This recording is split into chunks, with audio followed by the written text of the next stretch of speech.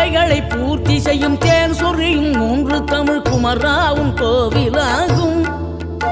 தினம் தேடி வரும் பக்தர்களின் தெளிவான முதிர்ந்த மனம் முருகாவும் மயிலுமாகும்.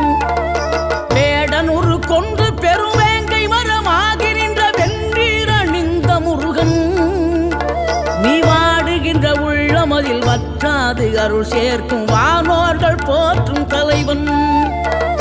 நீரெடுத்த மேனியுடன் ஆறிடத்தில் பேரெடுத்து நினைவெல்லாம் இனிக்கின்றவன், நீ ஓரெழுத்து ஆயுதமாய் ஒளிகின்ற வேலெடுத்து உறுதுணையாய் வருகின்றவன், எனக்கு உறுதுணையாய் வருகின்ற